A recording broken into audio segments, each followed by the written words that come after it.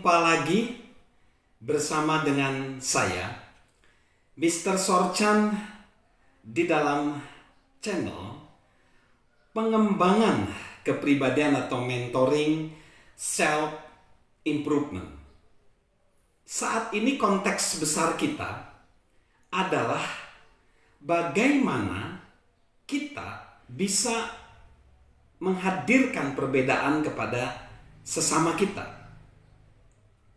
Dan menghadirkan perbedaan itu adalah bagaimana kita bisa hidup bermakna.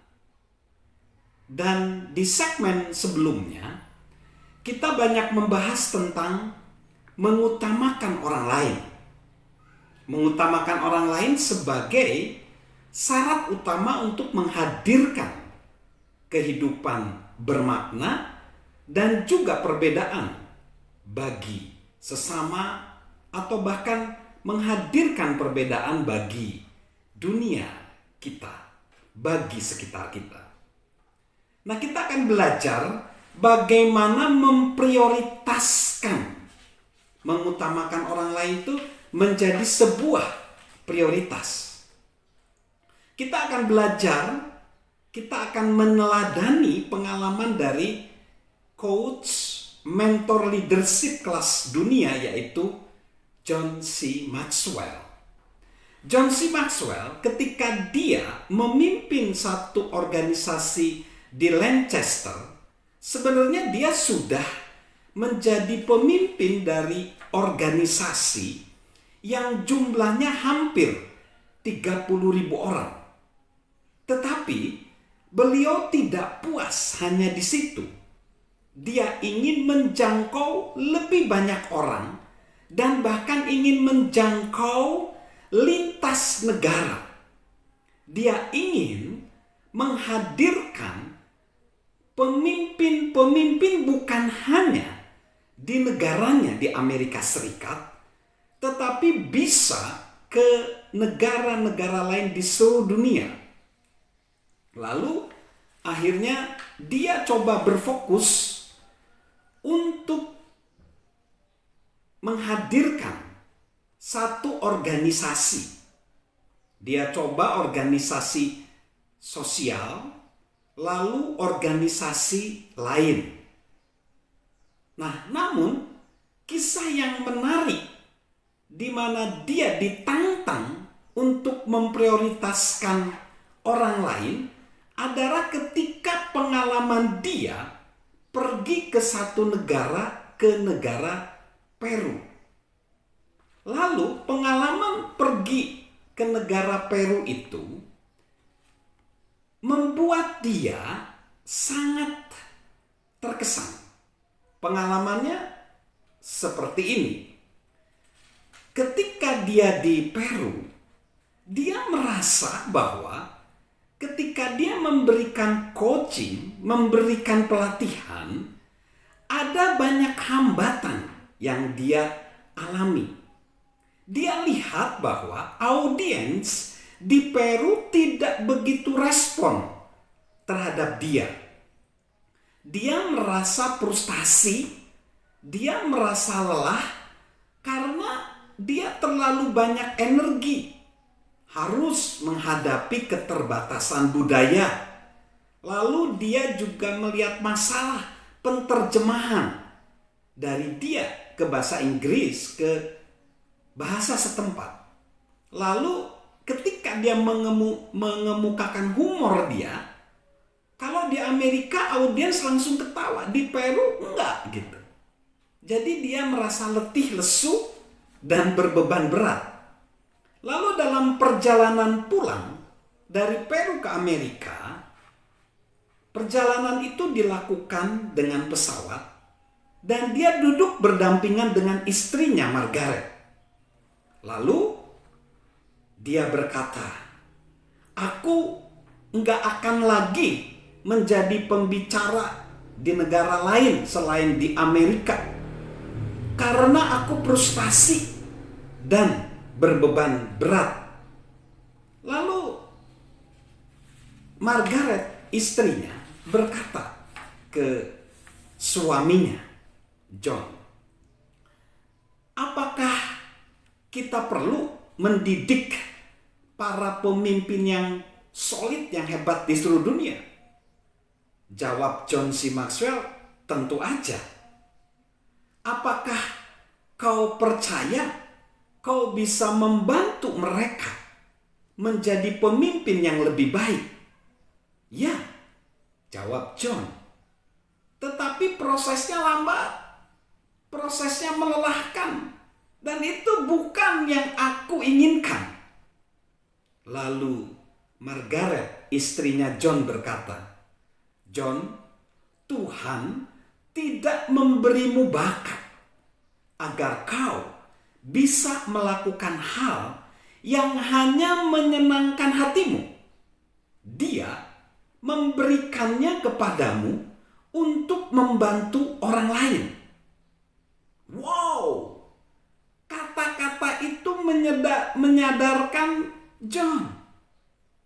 Dia tahu bahwa istrinya Margaret benar, bahwa dia harus mengutamakan kebutuhan orang lain di atas kebutuhan dia sendiri. Pembicaraan di pesawat itu berakhir. Tetapi John C. Maxwell enggak bisa berhenti memikirkan pernyataan daripada istrinya itu. Secara mental, spiritual, dia bergumul dengan keegoisan hati dia. Dia tahu yang harus dia lakukan dan mengapa itu bertentangan dengan hal yang ingin dia lakukan. John berpikir itu nggak bisa dilakukan hanya sekedar membuat daftar pro dan kontra, lalu melihat sisi mana yang lebih banyak isinya, karena dia tahu beberapa poin di kolom pro berbobot lebih besar daripada jumlah di kolom kontra. Betapapun inginnya dia tetap ada di dalam zona nyaman dia. Dia ingin menghindari makanan asing di luar negeri. Dia ingin mengandalkan selera humor gaya Amerika dia. Dan dia ingin menikmati mudahnya bepergian di dalam negeri daripada bepergian di luar negeri yang terkadang sulit. Jadi, dia dihadapkan pada keputusan. Ketika John duduk di kursi favoritnya di mana dia sering merenung, dia mulai membuka buku dan menulis di kolom kontra. Dan ternyata lebih dari selusin dia menulis dia tidak ingin mengajar di luar negeri dan dia hanya ingin duduk nyaman di rumahnya. Dan dia menulis hanya dua hal yang ada di dalam kolom pro. Satu, itu tindakan yang tepat. Dua, saya tidak bisa mengabaikan panggilan sejati hidup saya. Pada akhirnya, John tahu jika dia tidak menindaklanjutinya, dialah pecundangnya. Mengapa? Karena dia tidak akan melakukan satu hal penting yang telah menjadi komitmen dia, yaitu berkontribusi pada kehidupan orang lain. Ketika membuat komitmen itu, dia tidak menambahkan syarat tentang tempat tinggal orang yang akan dia bantu. Jika ingin mencapai potensi yang bermakna, dia harus bersedia mengutamakan orang lain.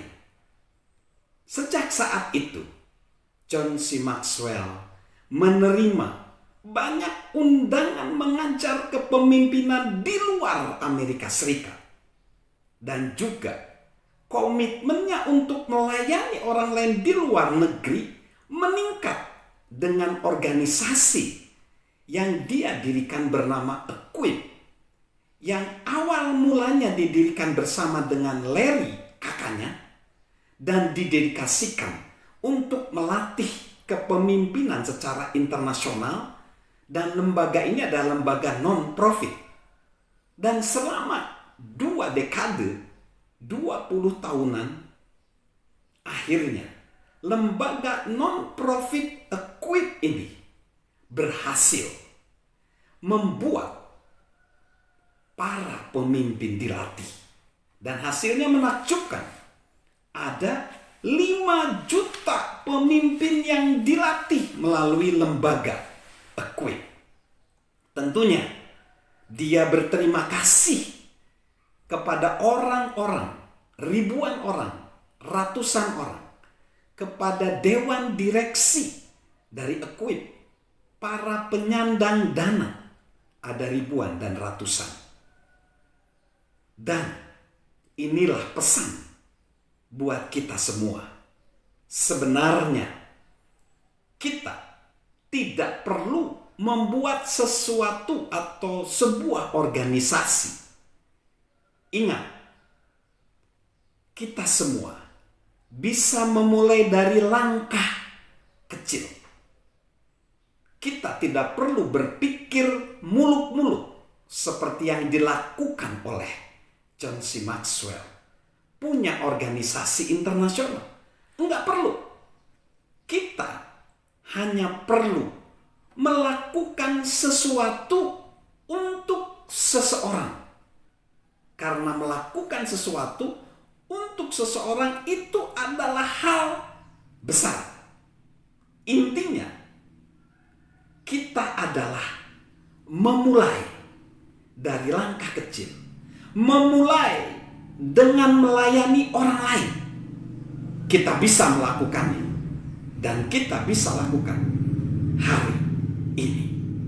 Salam memprioritaskan untuk mengutamakan orang lain. Dan salam sehat dari saya, Mr. Sorjan.